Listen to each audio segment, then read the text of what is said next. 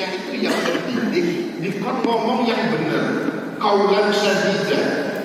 Oleh sebab itu, hendaklah mereka berbicara kalau ngomong dengan perkataan yang benar.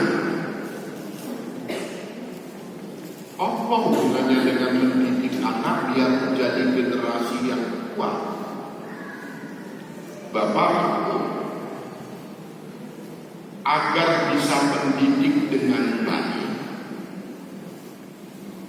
maka harus ada ilmunya agar bisa berkata yang benar. Bahasa sekarang, seorang pendidik itu harus punya kompetensi, punya ilmu agar bisa berkata yang benar.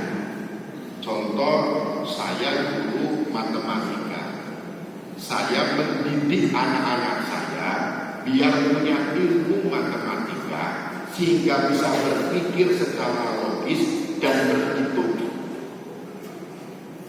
Kapan saya bisa berkata yang benar tentang matematika? Kalau saya punya ilmu matematika. Maka agar anak itu tidak tersesat, saya harus berkata yang benar tentang matematika.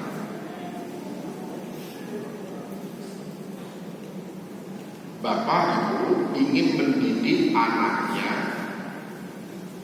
supaya tidak merokok, misal,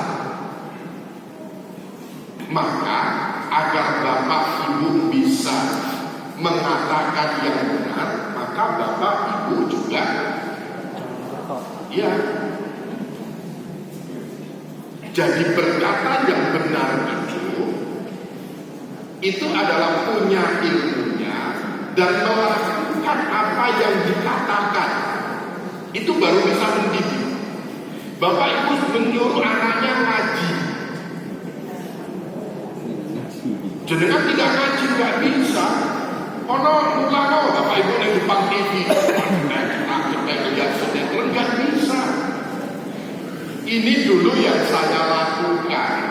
Dulu istri saya itu sering nyuruh anaknya belajar.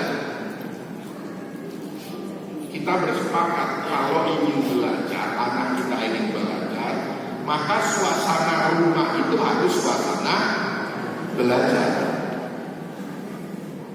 Acaranya yuk tok ayat ini belajar.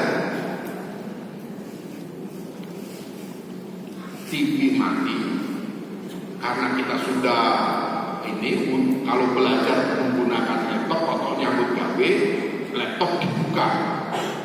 Dong sinau pakai TV, gue saiki sinau. Ketika istri saya menyuruh anaknya untuk belajar, saya buka laptop. Istri saya buka laptop, HP disimpan biar tidak ketok dolanan HP. Walaupun dengan laptop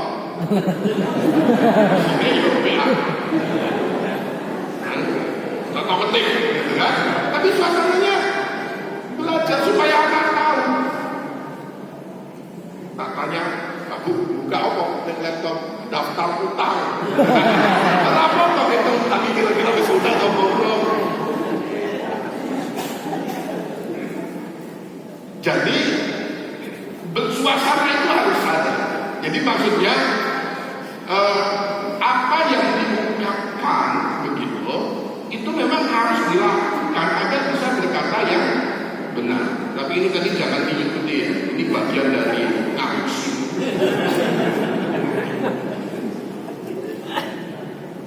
Harus bisa berkata yang benar. Kalau misalnya Bapak Ibu ingin mendidik anaknya harus tahu ilmunya biar bisa berkata yang benar. Kalau di luar negeri, ini katanya, dan saya pernah melihat ketika beberapa waktu tahun 2019 punya kesempatan short course itu di Australia, pernah melihat di luar negeri itu pada waktu anak-anak di sela-sela anak-anak sekolah, orang tuanya itu juga bersekolah 1 hari, diajarkan oleh sekolahan agar bagaimana bisa tahu kurikulum sekolah dan bagaimana bisa mendidik anak-anak di rumah. Jadi orang tua dikandani kalau putranya kayak gini, supaya mendidiknya nanti ketika di rumah, yo benar. Orang Australia itu tidak baca An-Nisa ayat 9 tentang qaulan syadida, tentang berkata yang benar, tapi melaksanakan, sehingga antara sekolahan, antara di tempat pendidikan dengan yang ada di rumah. Gurunya punya ilmunya untuk mendidik, orang tuanya juga punya ilmunya untuk mendidik. Di sini berkata yang benar tentang pendidikan, di sini juga berkata yang benar tentang pendidikan, sehingga generasinya menjadi generasi yang kuat, menjadi generasi yang baik. Di Jepang juga adanya begitu. Di Indonesia sekolah mengatakan apa, di rumah beda.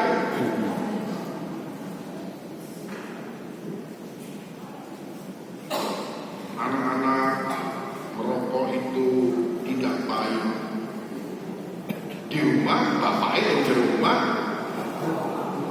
ayo ragato, guru ngaku sih kok.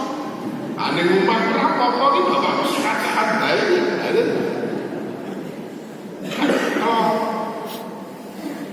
Anak-anak jam habis maghrib sampai isya, anak-anak harus ngaji ya.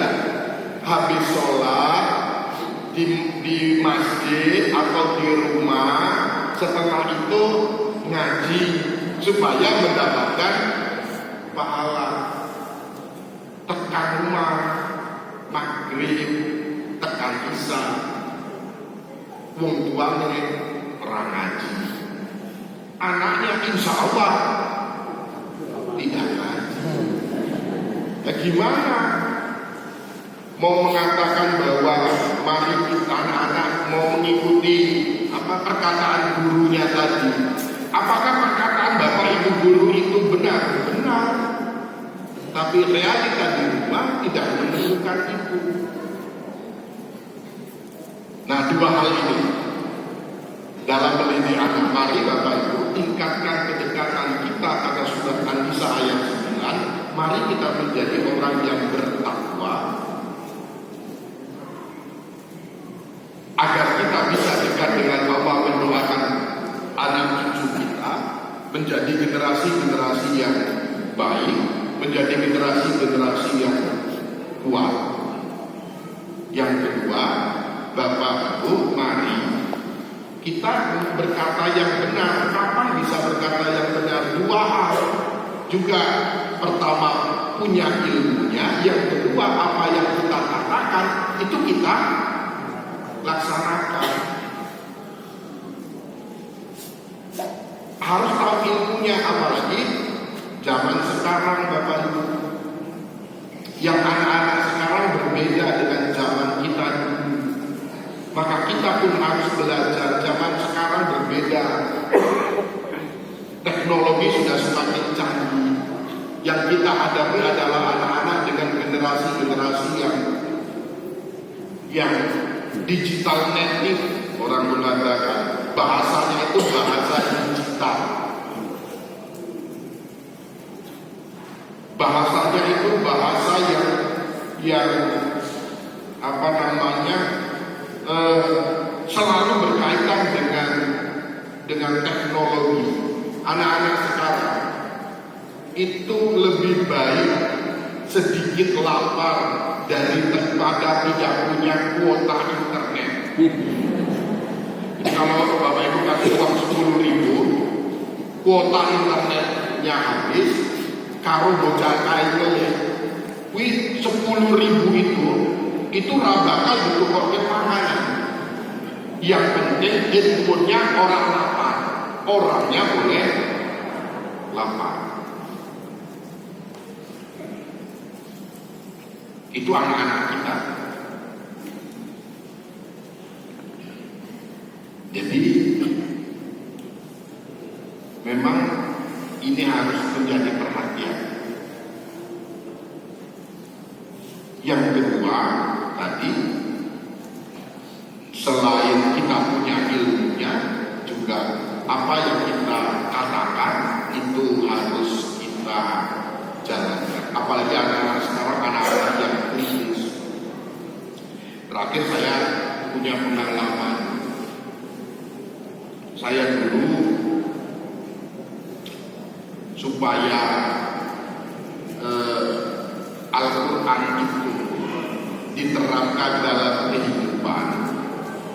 Kalau ngaji, saya itu dulu itu tidak terlalu banyak. Lalu di samping saya itu ada pulpen dan kertas. Jadi ngaji satu dua ayat dibaca artinya. Kalau artinya itu penting dan bisa saya tulis sebagai pedoman, itu saya tulis. Nah kebetulan saat itu ngaji saya tadarus di rumah, itu surat Al-Imran 133 tentang orang yang kalau kita ingin mendapatkan surga yang seluas langit dan bumi, gitu, bersegeralah menuju ke ampunan Allah yang surganya seluas langit dan bumi. Kan macam-macam itu syaratnya, yaitu salah satunya itu bisa menahan amarah, memaafkan orang lain. Itu saya tulis 1, 2, 3, 4 agar bisa dibaca oleh satu keluarga. Saya tempelkan tulisan itu di depan kulkas, tempel di pintu kulkas, supaya kalau misalnya istri ngambil sayur-sayuran itu sedikit dibaca, anak saya kalau ngambil minum dibaca. Satu saat saya minta anak saya untuk sholat, tadi dolanan untuk sholat. Jawaban anak saya, iya Pak, neng HP-nya tetap. Saya nggak tahu kalau putra putri bapak ibu sekalian beda. Kalau putra putri bapak ibu tidak ada bedanya. Satu, dua, saya bilang lagi gendang sholat. Ya Pak, Pak itu berangkat kultura, berangkat awal. Pada yang ketiga, nada saya tinggi, saya marah. Apa kalau sudah marah? Apa ditaruh?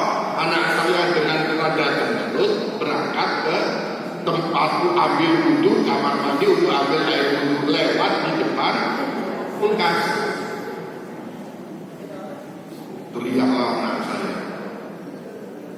orang yang akan mendapatkan surga yang luasnya seluas langit dan bumi, orang yang bisa menahan amarah. Banter di bocor, air wudhu. Pulang, mau menuju ke tempat sholat, kan lewat lagi di depan kulkas. Nah kalau ini ditambah-tambah ya.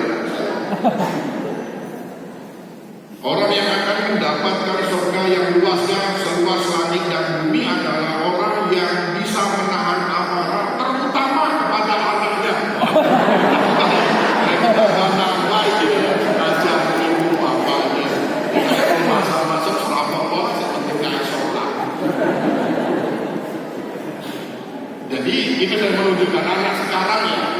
Maka Bapak Ibu punya ekspektasi kepada anak-anak boleh, tapi jangan lupa mendoakan anak-anak kita agar doa kita dikabulkan oleh Allah. Kita yang harus dekat dengan Allah Subhanahu wa Ta'ala. Saya kira itu yang bisa saya sampaikan pengajian kali ini. Terima kasih atas segala perhatiannya. Mohon maaf jika saya banyak kekurangannya. Semoga apa yang saya sampaikan ini bisa menambah ilmu kita, menambah inspirasi kita. Terima kasih. Nasrul minallah wa barakatuh. Mu'minin. Assalamualaikum warahmatullahi wabarakatuh.